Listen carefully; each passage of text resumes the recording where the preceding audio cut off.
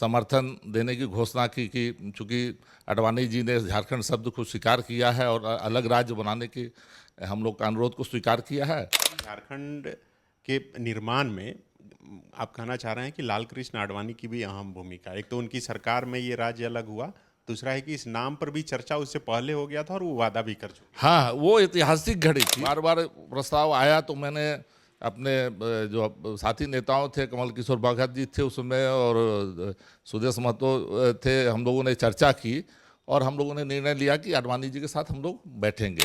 तो हम लोग बिना शर्त, और कोई हम लोग का शर्त है नहीं। आजसू फिर बीजेपी को अपना समर्थन दिया कि हम लोग अब गठबंधन करें। भाजपा को जितने झारखंडी दल थे वे अछूत मानते थे, अनटचेबल मानते थे। अया पात्रे पया पानम सालपत्रे भोजनम खजूर पत्रे शयनम च इति झारखंड वर्तते। कहीं मैंने पढ़ा था तो वो मैंने उनको सुना दिया। तो आडवाणी जी ने तुरंत कहा कि भारतीय जनता पार्टी को मैं विश्वास दिलाता हूं आप लोगों को कि भाजपा को झारखंड नाम से, शब्द से कोई परहेज नहीं है। आडवाणी जी सिर्फ हम लोग से मिलने के लिए आए, एयरपोर्ट से ही लौट गए।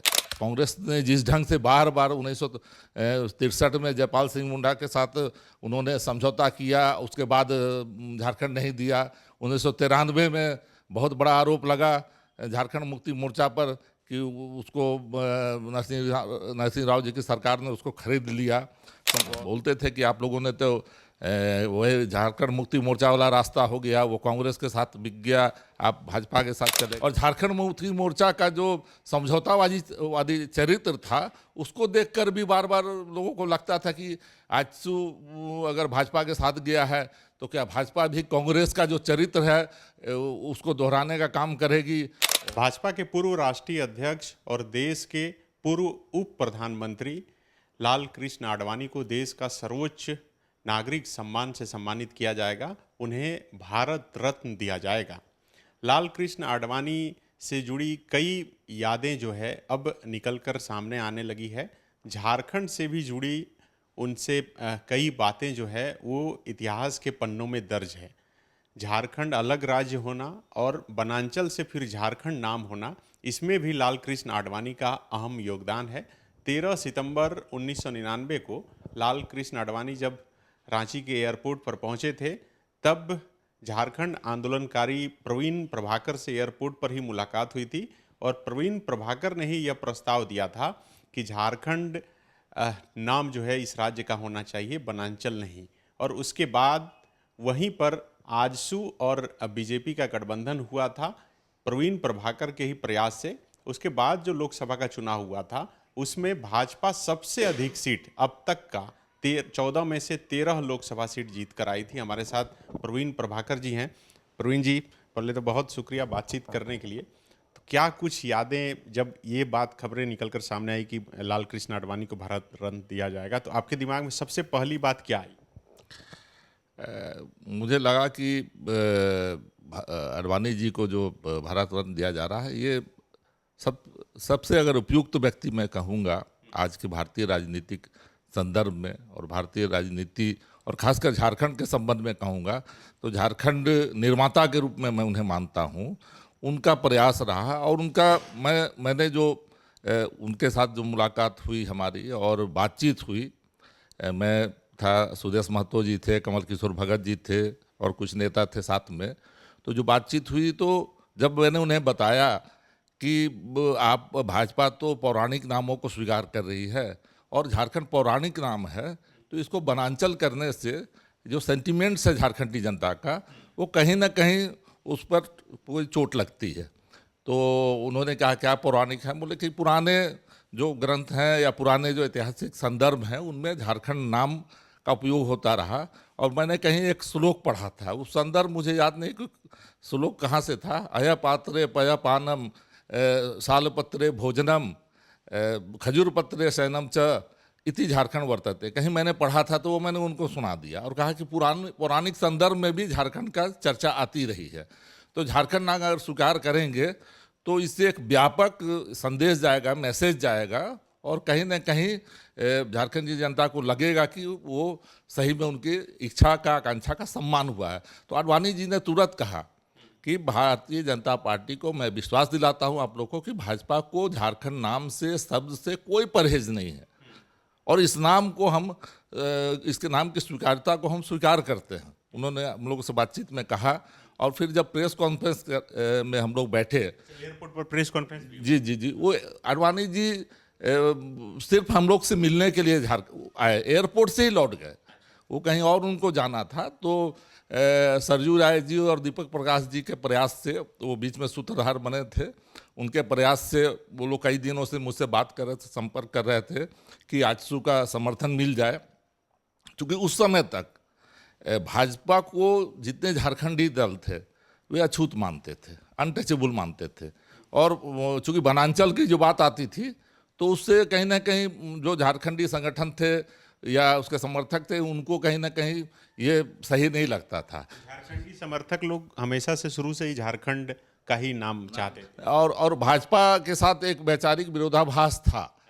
लेकिन जब बार बार प्रस्ताव आया तो मैंने अपने जो साथी नेताओं थे, कमल किशोर भगत जी थे उसमें, और सुदेश महतो थे, हम लोगों ने चर्चा की और हम लोगों ने निर्णय लिया कि आडवाणी जी के साथ हम लोग बैठेंगे। तो हम लोग को 13 सितंबर का समय दिया गया, कहा एयरपोर्ट में ही आएंगे, वहीं वीआईपी लॉन्ज में चर्चा होगी। उसके बाद अगर माने बातचीत बन गई तो प्रेस कॉन्फ्रेंस हो जाएगा वहीं पर। तो उसके कैंटीन में, ऊपर में एक पुराने जो टर्मिनल है वहाँ एक कैंटीन थी, और ऊपर कैंटीन में ही व्यवस्था की गई प्रेस कॉन्फ्रेंस की। और आजसू के उस समय वरिष्ठ नेता होने के कारण, वरिष्ठ आंदोलनकारी होने के कारण मैं ही उनके साथ संयुक्त प्रेस कॉन्फ्रेंस में बैठा, बाकी सारे नेता बैठे, वहाँ दीपक प्रकाश जी भी थे, सरजू राय जी भी थे। और मैंने जब खड़े होकर समर्थन देने की घोषणा की कि चूँकि आडवाणी जी ने झारखंड शब्द को स्वीकार किया है और अलग राज्य बनाने की हम लोग का अनुरोध को स्वीकार किया है, तो हम लोग बिना शर्त, और कोई हम लोग का शर्त है नहीं, आजसू फिर बीजेपी को अपना समर्थन दिया कि हम लोग अब गठबंधन करेंगे। तो आडवाणी जी की मैं उनका जो उदारता और उनका सहृदयता जो देखकर मैं दंग रह गया। वो उठकर खड़े हो गए प्रेस कॉन्फ्रेंस में, और खड़े होकर उन्होंने हाथ जोड़कर कहा कि मैं इसका स्वागत करता हूँ। और मुझे आश्चर्य लगा कि इतना बड़ा, मैं तो उनके सामने हम लोग का कोई कद नहीं रहा। वो पूरे भारत के इतिहास में एक ऐतिहासिक व्यक्तित्व रहे हैं, और आज भी भारत रत्न मिला है तो बहुत उपयुक्त व्यक्ति को मिला है। तो उठ के जब खड़े हो गए तो मुझे बड़ा ये लगा कि इतनी सहृदयता इस व्यक्ति में है कि जब हम लोगों ने कहा कि झारखंड शब्द को स्वीकार कर ले, एक क्षण भी उन्होंने देर नहीं किया। उन्होंने तुरंत कहा कि हमको इस शब्द से कोई परहेज नहीं है, और आज हम पूरा झारखंड आंदोलनकारी हमारे साथ आ रहे हैं, तो आप निश्चित रहिए कि झारखंड अलग राज्य भी बनेगा और झारखंड नाम भी देंगे, है ना। वो एक संदर्भ में वनांचल का उपयोग हो गया है, लेकिन हम आपकी इच्छा का सम्मान करेंगे, झारखंड की जनता की आकांक्षा का सम्मान करेंगे। और ये ऐतिहासिक घड़ी तुरंत आई जब अटल बिहारी वाजपेयी जी प्रधानमंत्री बने। उसके पहले चुनाव में 13 सीटें झारखंड से मिली भारतीय जनता पार्टी को। तो अटल बिहारी वाजपेयी जी जब प्रधानमंत्री बने और देश के गृह मंत्री के रूप में आडवाणी जी बैठे, तो उन्होंने सबसे पहले हम लोग को संदेश भेजा कि हम झारखंड बनाने के लिए कदम उठाने जा रहे हैं। और उसके 1 साल के अंदर बिरसा मुंडा की जयंती पर बिरसा मुंडा को सम्मान देते हुए 15 नवंबर 2000 को उन्होंने अलग राज्य बनाने की, मैंने अलग राज्य की घोषणा ही कर दी, सारा प्रक्रिया पूरा करते हुए अपनी ही सरकार में उन्होंने कर दी। और ये बहुत ऐतिहासिक क्षण हम लोग के लिए था कि हम लोगों ने बात की, लोग को विश्वास नहीं। कई लोग हम लोग कहते थे कि नहीं भाजपा नहीं बनाएगी, चूँकि कांग्रेस का जो इतिहास रहा है, कांग्रेस ने जिस ढंग से बार बार 1963 में जयपाल सिंह मुंडा के साथ उन्होंने समझौता किया, उसके बाद झारखंड नहीं दिया। 1993 में बहुत बड़ा आरोप लगा झारखंड मुक्ति मोर्चा पर कि उसको नरसिंह राव जी की सरकार ने उसको खरीद लिया और सब वोट ले लिया, अपना सरकार बचा लिया, लेकिन झारखंड नहीं दिया। तो झारखंड की जनता बार बार कांग्रेस के इस ढंग के बर्ताव से बार बार खुद को छली जाती महसूस करती रही। और झारखंड मुक्ति मोर्चा का जो समझौतावादी चरित्र था, उसको देखकर भी बार बार लोगों को लगता था कि आजसू अगर भाजपा के साथ गया है तो क्या भाजपा भी कांग्रेस का जो चरित्र है उसको दोहराने का काम करेगी? और हम लोग को भी संशय होता था कि हम लोगों ने समर्थन तो कर दिया, भाजपा को झारखंड से 13 सीटें भी मिल गई, अब क्या भाजपा बनाएगी? लेकिन हम लोग को संदेश भेजा गया कि नहीं, भाजपा बनाएगी। और उसके बाद बिल लाया गया, एक ही नहीं बल्कि झारखंड के साथ साथ करीब 3 राज्यों का गठन किया गया, छत्तीसगढ़ और उत्तराखंड का भी गठन किया गया। और ये इतना मैंने आडवाणी जी से उस मुलाकात के बाद उनके बारे में हम लोगों की धारणा बदल गई। और धारणा बदली इस रूप में कि उनके अंदर कोई भी रिजिडिटी हमने नहीं देखी, हमारी बातों को बहुत गंभीरता से सुना और एक क्षण भी विलंब नहीं किया ये बात कहने में कि झारखंड शब्द से कोई हमको परहेज नहीं है।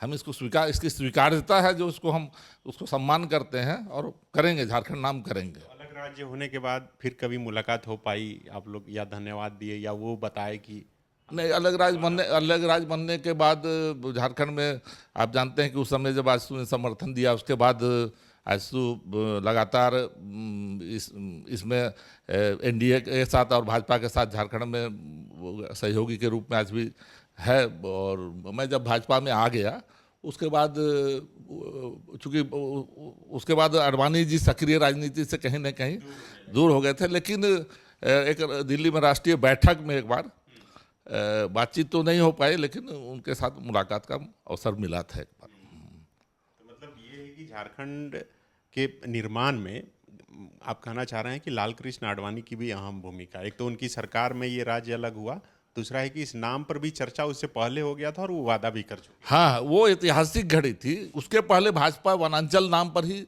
भाजपा के नेता जब भी बात करते थे अलग वनांचल राज्य की बात करते थे, वो पहली घड़ी थी, इसलिए मैं इसको ऐतिहासिक मानता हूँ कि अलग राज्य को तो सिद्धांत रूप में भाजपा ने काफ़ी पहले स्वीकार कर लिया था, लेकिन बनाएंगे कब ये नहीं बता रहे थे।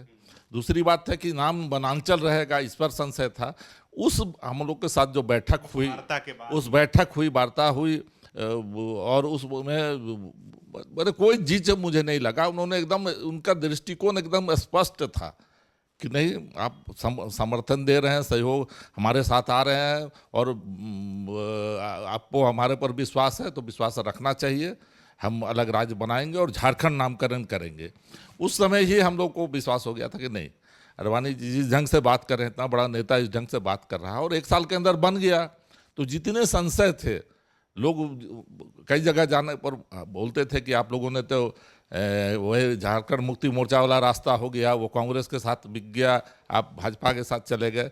लेकिन जब बन गया तब वही झारखंड की जनता के लिए एक हर्ष का माहौल, एक उत्साह का माहौल, उत्सव का माहौल, जो पूरे झारखंड में हम लोग जाते थे, जहाँ भी जाते थे लोग बोलते थे नहीं, ये चीज़ हुआ। और भाजपा ने, अटल बिहारी वाजपेयी जी ने और खासकर आडवाणी जी का जो यहाँ पर घोषणा करके गए, उस घोषणा को अटल बिहारी वाजपेयी जी की सरकार ने उसको पूरा करके वायदा जो पूरा किया झारखंड की जनता को। और आज झारखंड जो विकास के पथ पर अग्रसर है, ये उनके जो दृढ़ निश्चय और संकल्प का परिणाम है कि उन्होंने जो वादा किया वो सच्चा वादा था झारखंड की। और झारखंड की जनता अभी जो परिवर्तन हम देख रहे हैं झारखंड में, जो विकास हो रहा है झारखंड में, वो वाजपेयी जी और आडवाणी जी की ही देन है कि आज झारखंड विकास के पथ पर अग्रसर है और एक मजबूत स्टेट के रूप में झारखंड जनता को पहचान मिल रही है। तो बिल्कुल इसकी नींव कहीं ना कहीं अटल आडवाणी की जो सरकार थी उसी वक्त रखा गया।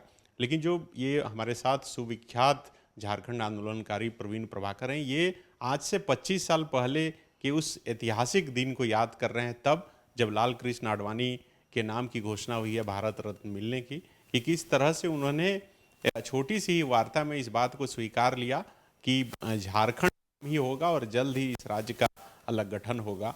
और आज आप समझिए कि 24 साल हो गए झारखंड अलग हुए और आज हर कोई झारखंड कहते हुए भी खुद को गौरवान्वित महसूस करता है। शुक्रिया। TheFollowUp.in, like, share and subscribe. www.thefollowup.in